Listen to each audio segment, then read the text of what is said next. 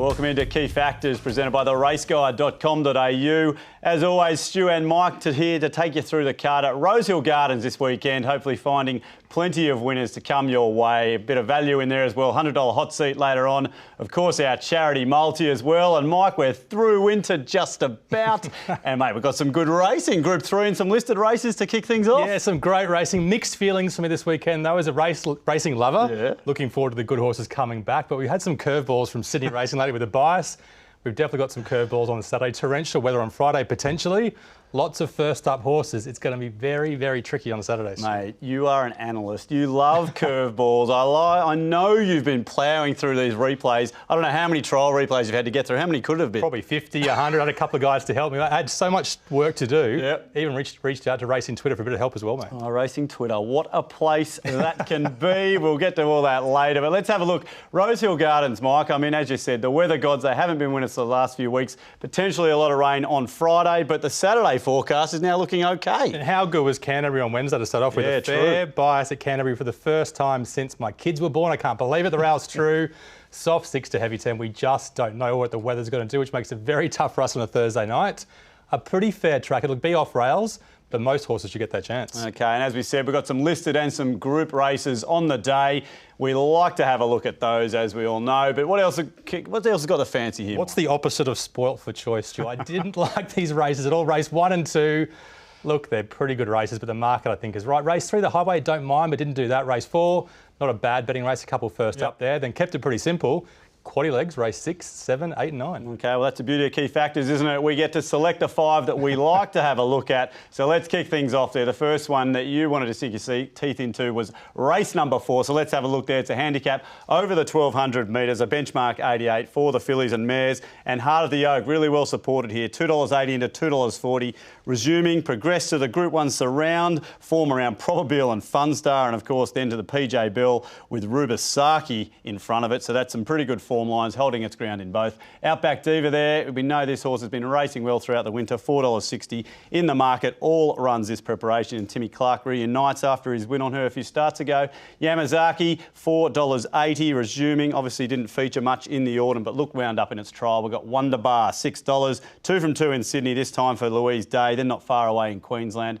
And JJ Dar at $9.50 in a scrimmage here last start before finding the line well. But Heart of the Oak, Mike, a pretty serious horse over the autumn. Well, was in behind some serious horses. Yeah, it took on some much better races, didn't it? It's got those qualities that you love to see in a racehorse, tactical speed and fight in the finish. You don't get much better than that. But one thing it hasn't got is good odds this weekend. It's very short markets. This is it, first up, last preparation, softish track. Look, getting the right runner must be said, but it gets to the outside. I think we back to this day. We were surprised how much work it had to do to win, but the reason was the horse in second was Positive Peace, which had group level form after this. Yep. Fights hard, gets near the pace. Has to be tough to roll on Saturday. Yeah, Positive Peace went on to win its next 5, I think, after this. But obviously, Heart of the Oak after this goes on to run against Probabeel and Funstar. So the form's there, but is importantly fresh. Yeah, solid form, good, fresh, tough, likes wet tracks. A lot of ticks there, Steve. OK, let's have a look at another horse that's in the market now, and it's Yamazaki. And this is another fresh race. Obviously, Tommy Berry here. He stalked Chris Williams everywhere here, but In and Up was too good on the day. Of course, we've seen that horse a lot through the winter, Mike. But coming to the outside here, are we going to be looking for this sort of run on Saturday? Yeah, potentially off rails will suit. If it's not too wet, this horse could be suited. She's got a massive turn of foot. Look, Heart of the Oak's first up win rated well, but I think this second from Yamazaki rated better. Coming down the outside, chasing In and Up, who's simply a superior sprinter. She does very well. She's got the edge of black type form, and she should be flying home late if the track's not too boggy. First up on a bog would be a big risk for her, I think. OK, well, there's the biggest thing. We've got to have a look at these conditions this weekend. But there's a look at race number 4. So let's get it started now. We're going to have a look at the key factors. We're running our own mini race, top right-hand side of the screen, to see where your horse is going to come. 4 Mikes. Who's got this? Yeah, that top 5 all going pretty well. A little bit of a tick to Outback Diva and Yamazaki, but not by much. OK, Outback Diva, we know, has been running well. And key factors time and progression here. Mike, who's got this? Yeah, prep to prep progression is always underrated. Heart of the Oak could be a better horse this prep. And Yamazaki, second or third prep for the new trainer.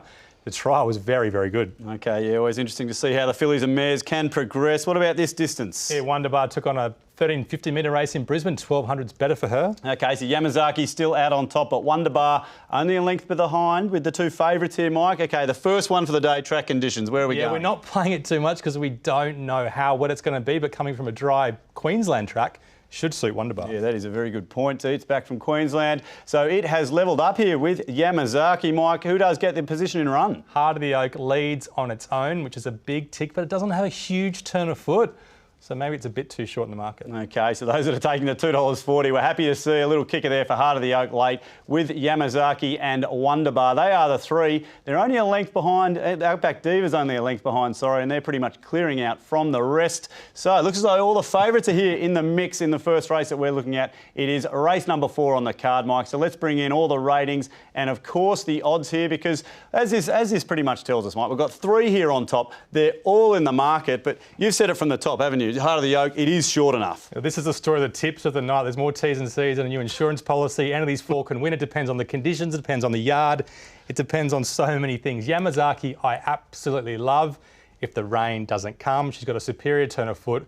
The small field will suit. So I think she's the best bet, but I'm not betting on a Thursday night. And Wonderbar, if you want a wet tracker, she's the one for me as well. But any of those 4 can win. Watch the yard, watch the conditions. Makes a big difference on Saturday. OK, so plenty of watches there in race number 4, but it is Yamazaki on top for us, which takes us to race number 6. It is the Rosebud over the 1,100 metres.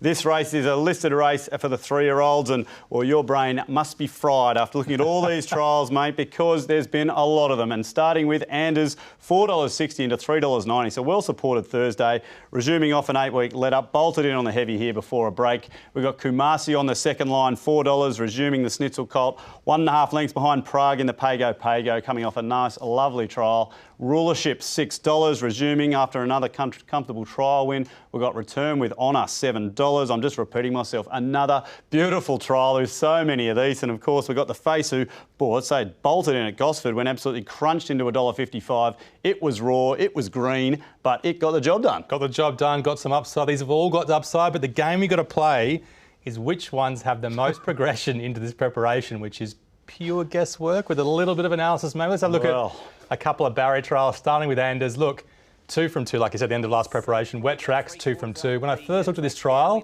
I thought maybe just fair because the time was only slowish compared to the day.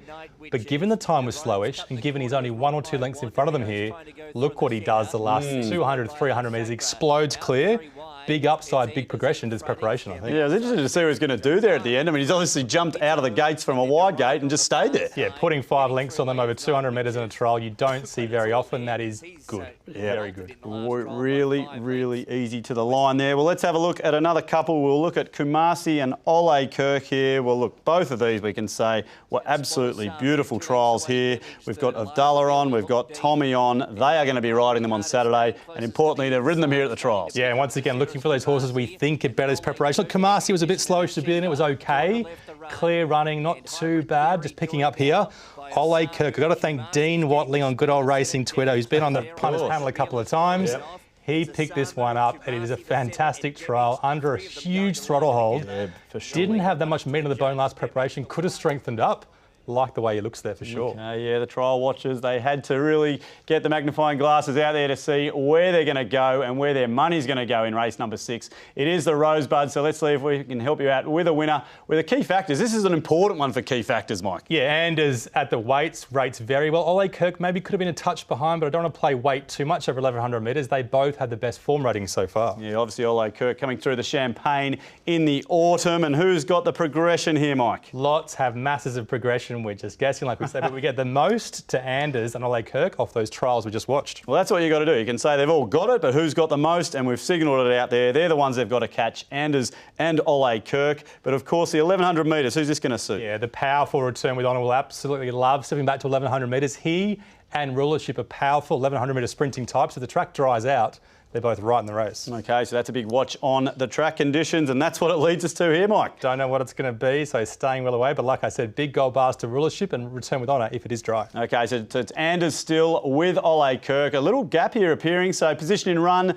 Do any of these get it to keep in touch? Bit of pressure should be pretty fair. OK, so it's Anders and Ole Kirk. They were out pretty much from the onset. Kumasi in behind with Return with Honour. But Mike, we've got these two absolutely streeting ahead. They're the two we had a look at in the replays. So you've obviously seen something you like from those. I mean, there's just so many trials to go through. We've only had a look at a couple. You've had to go through absolutely plenty here, Mike. But $3.90, $10, they're the two we like. Ole Kirk, well, as you said, it came through with all the form. Yeah, and can I fess up to something here, Stu? There's so many trials to watch. I was a bit confused looking at them. So Brad Davidson's tip online helped me find Anders, and Dean Watling online helped me find Ole Kirk. I think they're both the two best trialists, so I agree with them. Anders and Ole Kirk, the two progressive horses into this preparation on Saturday. All right, well, mate, you're going to need all the help you can get there because it is a very tight race, the Rosebud, but it looks as though we've come out with some there. Anders and the value Ole Kirk. There's a look at two races on this weekend at Rosehill Gardens. Stick around after the break. We've got three more coming your way.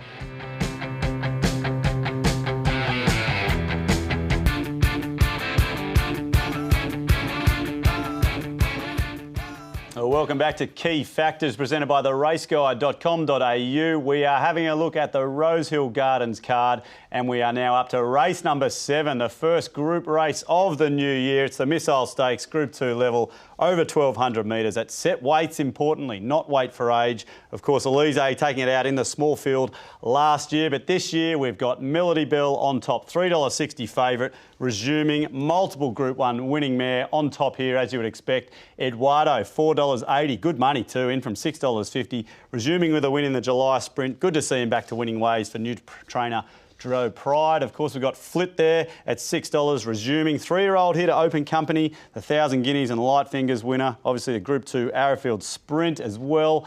We've got Savatiano, the stablemate there, $7, resuming. The inaugural Hunter winner last spring. Absolutely flies fresh and getting in here on the minimum weight.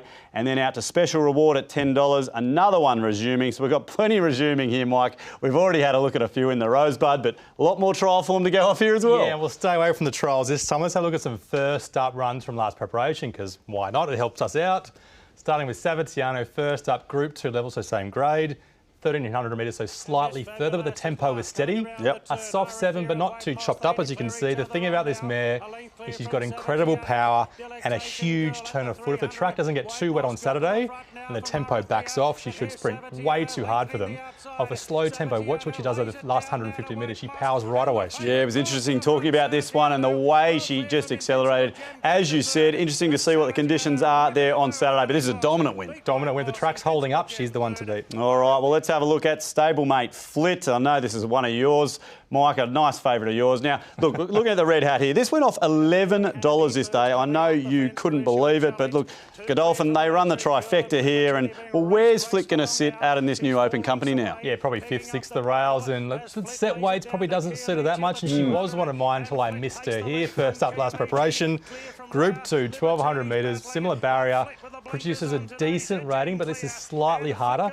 She's going to run well, but she's going to need to improve to win. Yeah, good point. OK, always interesting to see how the 3-year-olds are going to fare into their new racing season against the older horses. And let's have a look at this race now, Mike. Key factors time. Who has got progression here? Of course, we'll look at form first, but I'm after progression. Progression, so Melody Bell. She's the class mare in the field and pretty well weighted too. She sure is, and right on top there. She is the one to catch, as you would expect. Who has got the progression there? First up is, I think, Savatiano is the one that can go bang first up, but she doesn't want the track too heavy. All right, so still some question marks out there, Mike. Of course, the distance, we've got 1,200 in front of us. Yeah, sharp 1,200. Melody Bell, maybe 13 would have been better. Eduardo, fine. Flit, fine. Look, there's plenty that are fine there. Cascadian back to 12. Look, he's probably got bigger targets in store. Yeah, I'd say so too. So it's Saviano, the one they've got to catch, Mike. Can Melody Bell do that? Because we know she enjoys the track conditions. Yeah, but she's coming off wet tracks in the autumn and she absolutely loved it. Le Romain comes off a good track last start. He can improve. And Mr. Seawolf, wet track Rosehill, he likes it. His trial was pretty good, Stu. OK, good to see big old boy Le Romain there with a little bit of gold, Mike. And Savatiano still on top. What about position run? You've mentioned this a few times. Where's all the tempo gone? I don't know from these races. Eduardo leads for fun. Le Romain camped right behind him. OK, so Savatiano holds on for the win. Eduardo comes late. Melody Bell's right there as well. And Le Romain at some decent odds. Flit not too far away, Mike. But look, Savatiano on top here. The favourites, they're all pretty much figuring there. So this is a nice race to sink our teeth into, Mike. Let's have a look now at all the ratings because it is time to play here. I know you're keen on this race. Savatiano, though, it's a horse I haven't been able to catch, Mike, but fresh. Seeing that replay, we know this horse has got some power. Got some power, but does it get the conditions to suit? I've got absolutely no idea. She wouldn't be top rater if we knew it was going to be a heavy track. Well, there's a few chances in the race. Melody Bell can definitely do something, especially if the rain comes. Eduardo hard to beat, but he's well found the markets now. And good old Le Romain, they will be targeting this race. It's now a set weights race, and Chris Lees knows that. He's called the Racing New South Wales handicap us a couple of times. There's a big chance at $19. Best bet Savatiano. Yep. But everything changes if the rain comes. Le Romain's the one I want to play each way for sure. Okay, yeah, nice value there, and this could be him early in the preparation, but Savatiano, the best bet there for us. Let's have a look now at race number 8. It's at 1,200 metres under handicap conditions, and of course, Mike Tallier. It is always going to be well back because it has its last 2 starts this preparation, $2.30 into $2.10. Again, it won by a nose at $2.25, then it got done at $1.75, but of course, Emeralds comes out of that race. It is short again. Who's in behind? Well, it's Best Stone at $4.60, beaten a long way by Tallier Fresh. Then it got the job done under the urgings of Nash. We've got Minted there, $6, running on wheel here off of Freshen Up. And of course, Lancaster Bomber flying late on Wednesday, so interesting to see if it backs up. But Tallier, Mike, this horse, well, it is always well supported, and it's been well supported again. Is it just one of those horses? We'll have a look at the second replay and see what we think. It's pretty short though, isn't it? Let's start with Minted. And look for a sprinter that might have that touch of progression. Maybe Joe Pride's so good with his sprinters, got this horse, this preparation. I think he's taken his time, freshened up a couple of times. Got to Saturday grade here. I wasn't sure how he's going to measure up over 1,100 metres because 1,200 plus is probably better. Knuckles down, fights hard, surges late. All bodes well for Saturday after distance. I love that surge late, Mike. And of course, this Vardo, we've got partners around, so some decent form, and we know this horse showed us what it can do. Yeah, proper Saturday form. He definitely measured up. Joe Pride will be happy with that, and he'll be happier with the setup on Saturday. All right, let's have a look at this favourite now. And, well, this is the time that it got backed into, I think it was about $1.75, Mike. It obviously couldn't catch Killen this day with the way the track was playing. But is that an excuse? Oh, yeah, a little bit, but maybe not that much. The horse outside it had less bias in its favour and was pretty close. Look, first up it beat Switched, and Switched came out and got beaten as a favourite next start. I think she ran 3rd. The ratings out of this race are okay. She's around the mark, but she's not a big type. Not that much progression, I don't think. I don't see why she's 210s. I just don't see it. Well, that's what the punters have got to figure out because she has been well backed in the past, as we've said. We'll see if the money is going to keep on coming for Tallier. But let's have a look now at all the form and the key factors here, Mike. We've got plenty of them here for form. Well, that's why I don't think she should be 210 because there's a lot of similar form ratings in this race. Golly Unlucky going well. The track's a bit of a question for him. OK, well, let's see if any of these can go ahead with progression. Yeah, we're being kind. Maybe Tallier can improve 3rd up. Best Stone 3rd up as well. Minted, continued progression for Joe Pride. I like it. And Golly Unlucky, untouched this preparation.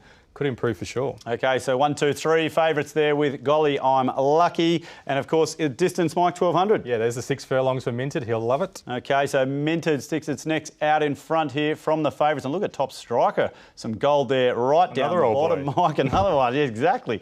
And what about track conditions? Well, you're saying here they all don't mind it. Well, I'm just being very cautious because we're not sure what it's going to be. But Best Stone, if the rain comes, very risky. And Golly I'm Lucky away from Kembla.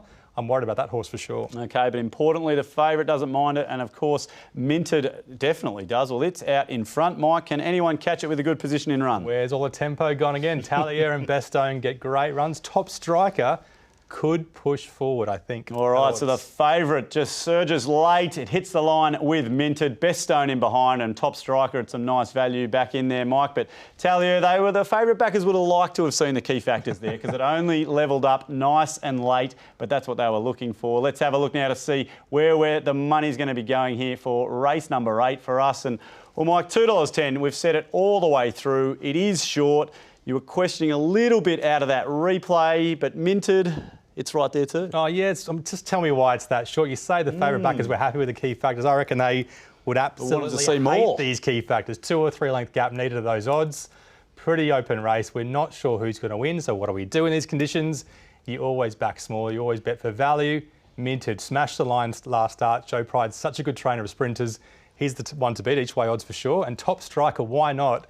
With the claim, you could do something on a wet track as well. Yeah, really interesting. A nice price there as well for Top Striker. Well, there you go. It's Minted for us on top with a little knock on the favourite there at the price. Let's wrap it up now. Race number 9, 1,200 metres to end the day. It's a handicap. Benchmark 78, and on top it's Voldostana at $4.20, nailed on the line at $1.70 fresh. The extra 100 metres should suit here. We've got Discharged, $5, another one resuming. Will put himself in the race from the inside. We've got Crystal Breeze there, the UK import, making his own here in Australia. Winner fresh, then of course Chase Handspun before a freshen. We've got Partners racing really, really well, $6.50. It's going to be on speed. Brock Ryan back on after their win here a couple of starts ago. Fender on the same line, resuming. Unbeaten Toronado Gelding beat the classy Hellenism in a highway before a break and coming off a nice trial win. And out to Perigord at $9 with a good fresh win over the 1100. But Voldostana, Mike, heads the market here in what looks to be an open race to end the day. Yeah, these bookies just put these good trainers so short. Talio in the last from Godolphin 210. That was too short. And Voldostana, let's have a look at its first up run and see what we think. It had its chance. I think it was flushed out just a little bit too early, maybe, with a strong tempo. But it did get beaten. Enlighten Me ran it down the end. Enlighten Me came out and ran in Saturday grade next start and got lapped. Sophiella was also in this race. It came out in the same race in Saturday grade and also got lapped.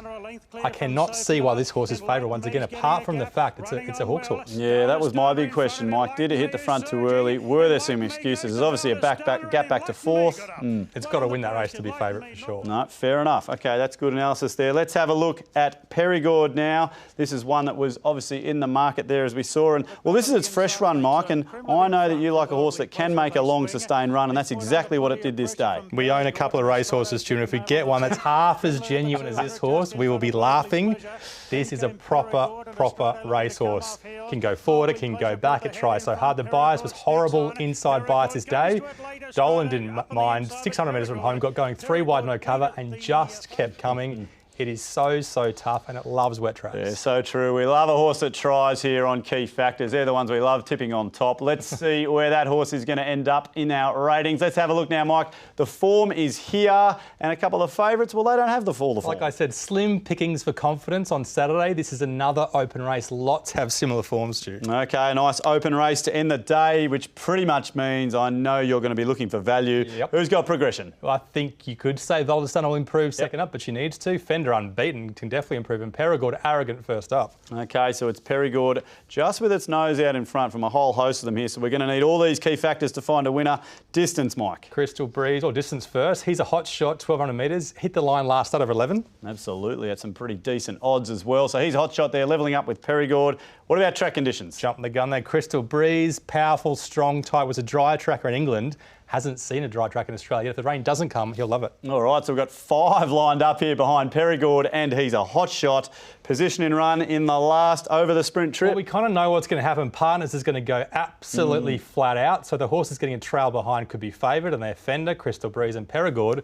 Probably third back on the rails. Okay, so Perigord out in front by a length there from Fender, Crystal Breeze, and of course he's a hot shot. So a nice even race to end the day here, Mike. You said we were looking for value. There was plenty of gold bars down the bottom of the page there. So let's have a look now to see where the money's going to go in the last race of the day. Late in the day at Rosehill Gardens. Is the rain going to come? Is it not? Where are the track conditions going to be? So many questions throughout the day, Mike, but I like value and it looks like you found something. Yeah, there's definitely some value in this race, and watch those track conditions. If it is dry and the rain doesn't come, Crystal Breeze and he's a hot shot are the two that I'll definitely be playing, or I won't be losing on them.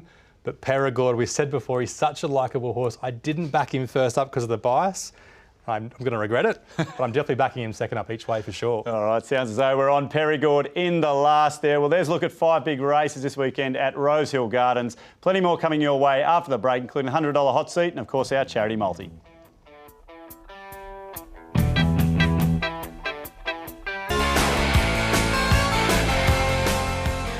Welcome back to Key Factors, presented by the raceguide.com.au. We've just had a good look at the card at Rosehill Gardens, but in saying that, we've only touched on 5 races, Mike. Plenty more to have a look at. I know you've been deep in the form this week. You've been looking at all these trials, but there's more races to get through, mate. There's more races to get through, and there's more weather to come Friday. So the confidence is, can I admit it, medium to low. Let's have a look at these tips, and we'll try and help you through 9 on Thursday night. Matawa Tupkey is tough and consistent and good each way if the rain does come. New King, watch that last 200 metres, ease down at the end.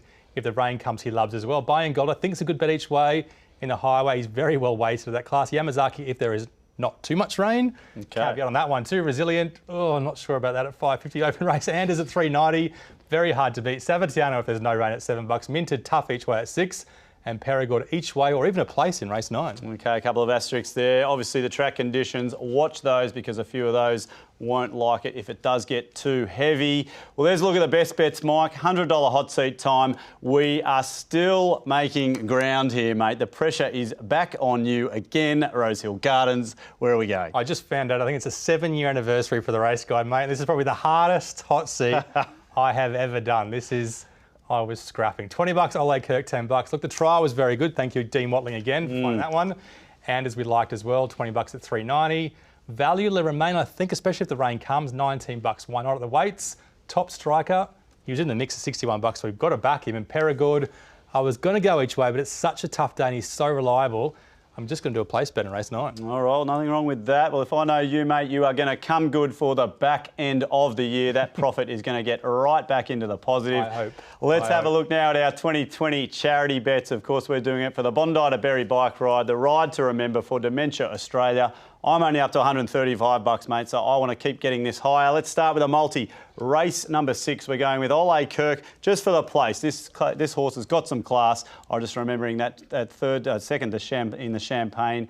And, of course, race number 9, we've got Perigord. We'll have that a place. You said you like a tough horse. We love a tough horse here on Key Factors. $20 at $7.56. And let's have a look at race number 6 because, let's face it, Ole Kirk again, Kumasi's right there, Anders, and we saw all these replays, mate. We saw the trials. They were the best ones. The trials were good. Those missing pieces, the weather and the yard are going to be so important as well. Like those bets, but like we keep saying on Saturday, watch that yard, watch those conditions. There'll definitely be some value if you play late. Yeah, right. We'll watch the yard from everyone's lounge rooms, or if you're lucky enough to be out there, good on you. But head to theraceguide.com.au for all your feature profiling. This weekend, Rosehill Gardens. That's the only way you're going to know if your horse gets through the conditions this weekend. And we'll hopefully see you at the track soon. Good luck on Saturday.